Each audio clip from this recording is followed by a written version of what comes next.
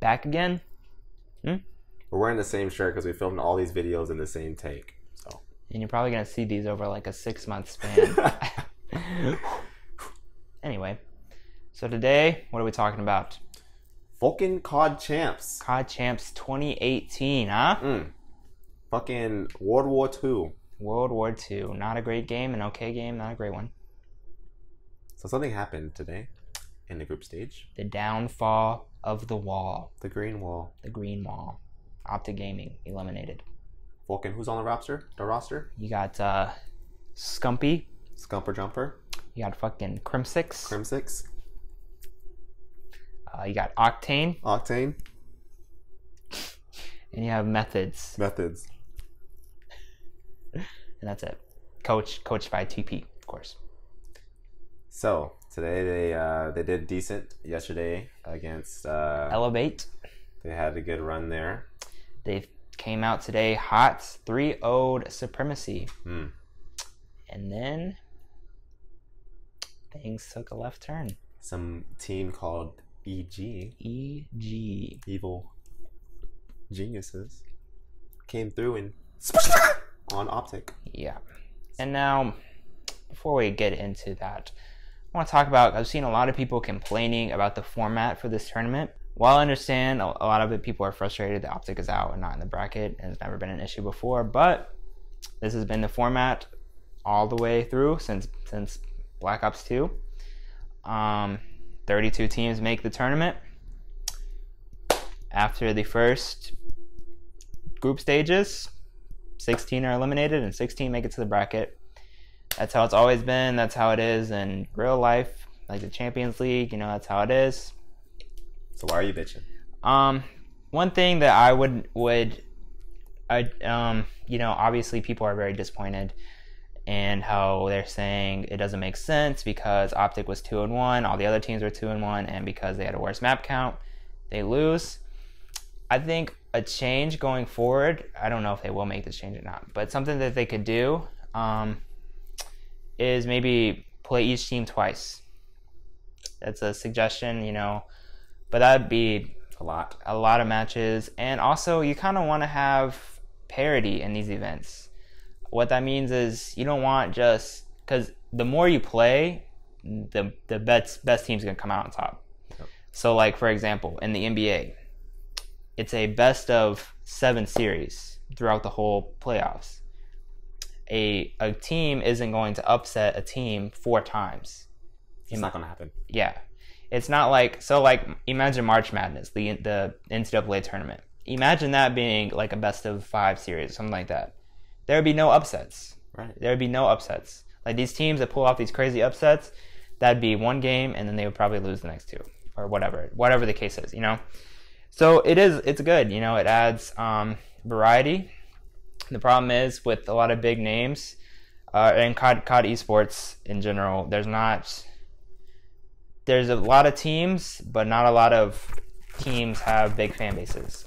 So you have like 3, 4, maybe 5 teams that have a good fan base, and once those teams are out, and OpTic being a huge chunk of that, then all those viewers will diminish from fans stop tuning in, you know. Exactly. So it's tough. I don't know if they will change the format. I think the format is fine. But yeah, I just want to touch on that. I think you just because you're frustrated now, you shouldn't complain. It's always been this way. And they're following kind of in lines of like a traditional sport. As esports is becoming more relevant, it has to kind of be more in tune with what's going on in other competitive sports. And it works. You know, they have 2 days of group play, and they've got that system fine-tuned. Shout out to MLG for doing a great job with that. Came a long way. Back-to-back years now, they've pulled off this group stage flawlessly. You know, it sucks for all the OpTic fans. I know a lot of people are heading out there to the arena. They bought tickets, everything. They don't even get to see them. So that sucks for them. But back to OpTic, yeah, it's tough because they come out today. They won the Search and Destroy today, 6-1, which rarely happens. They never win Search, so I'm thinking, okay, this is great. And then going into the Evil Geniuses match, all they had to do was win 1 map. OpTic's hardpoint record with this new roster is like ridiculous. They've lost maybe like 4 hardpoints, and they come out and they lose the first hardpoint. And then when that happens, you kind of feel like they're really like on CTF. And search, EG wasn't good at search, but neither is OpTic's, so that could have gone either way. Yeah, and OpTic just didn't show up for that. And it was a blunder, if you will. And the thing I have an issue with is the map pick. Talking about the Ardennes pick? Both of the Ardennes search and the Ardennes CTF. I'm not a fan of either one of those maps against EG. I'm not exactly sure how the vetoes went. I would rather see them play either one of the CTFs, Flag Tower or London Docks, over Ardennes against. Usually have better luck on London. Yeah, and their Flag Tower record is pretty decent as well, I think. And then Ardennes search, I don't think I've seen them win that map ever. And they just had a bad track record like all year. They didn't win one big tournament, I thought. No, they didn't win it all this year. Yeah. So they had that roster change like right after which event? Stage 2 play. No, Seattle. Going forward, though, I mean, what do you think's going to happen with the big staple, the Scumper Jumper? A lot of people are. A lot of people looking at him with a left eye, thinking retirement. He's had back-to-back bad events, although those events weren't big sample sizes. Scump, if you're watching this, bro, you don't have nothing else to prove, man. You've done it all. You've done it all, man. You're a legend solidified, a legend personified. You're done. You don't have to. And look, there's many opportunities. You see all these guys out here. You see the Nordens of the world. You see the Nade Shots of the world doing big. That can be you, man. It's all right to hang up the cleats and just start a legacy. Be the LeBron James. Yeah. Move to LA. I mean, fuck it. Obviously, I don't think he'll want to go out like that. You think he wants to win one? I don't think anyone wants to go out with that kind of, finishing. Yeah. That's how Nate Shot went out, sort of. If you finished 7th, 8th at champs or whatever. But you can always feel like Nate Shot always was like itching to come back.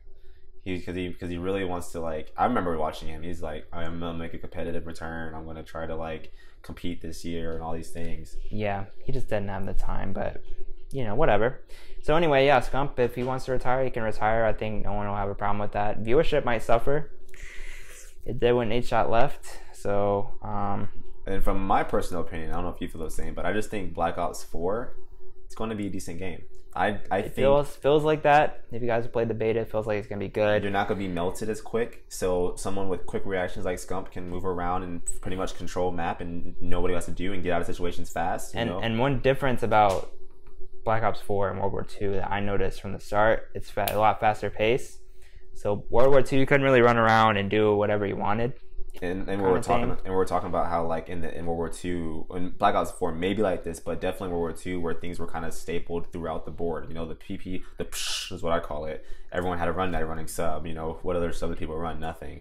And you had maybe 2 ARs that you could run, the bar and STG, right? After all the bans. Yeah, so it's like there's one way to play everything, and at that point it comes down to really, I guess, your synergy as a team, but as teams fucking change all the time, that synergy is fucking not there. Yeah. So yeah, I'm not sure. Can't speak too much on what the future holds, because I'm sure all the rosters that we have now are gonna separate. I think honestly, this roster, the current OpTic roster, has plenty of potential. I think it just kind of, when you're thrown into that situation, it's kind of, you have to make it work. Like, there's a lot of pressure on you. You're expected to win. And I just feel like next year, clean slate, no one's going to be talking about this year come the first event next year, one major at a time, one tourney at a time, one scrim at a time. And the season starts, it's not like last year, Last year, CoD Champs was in August. Then you had September and October completely off, and most in November. But this year, Black Ops 4 comes out beginning of October. And so you've got literally 2 months. So I think after CoD Champs, you'll probably have a couple weeks where people are on vacation and stuff. And then after that, you're going to see a lot of rosters announced, a lot of shifting around. And then, we'll be able to see a better outlook of the teams. I'm sure the first major event will probably be in either November or December. But we'll see, obviously, scrims and practices up to then.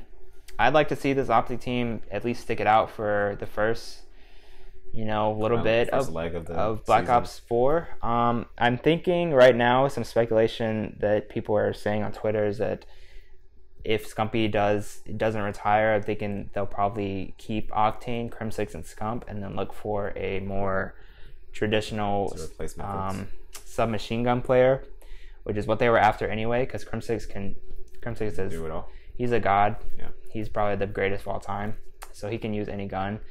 And I think that if Crimsix gets back to a flex role, you have Octane main AR, and then they pick up another dominant sub such as Zuma or someone like that can just run around the map and do whatever they want with Scump. That's what they need to look for. But I'm not opposed to keeping methods on the team. Maybe we'll make another video after champs breaking down all the rosters and what we'd like to see. Anyway, so yeah, we had a camera malfunction there. So we're just gonna wrap this video up anyway. Any final remarks? I'm excited for Black Ops 4. I know I've kind of been over this World War II scene for a minute now. It's so ugly to look at this point. I just want to throw up when I see it on this Twitch stream. I'm just tired of looking at it.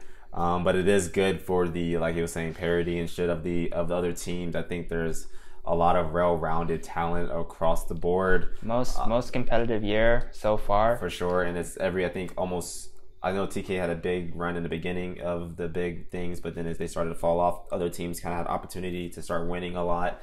And I think now, it's going to be more competitive. And it's good for the scene of esports in general. You have your other esports of the world, the Overwatches, the CSGO is hella strong.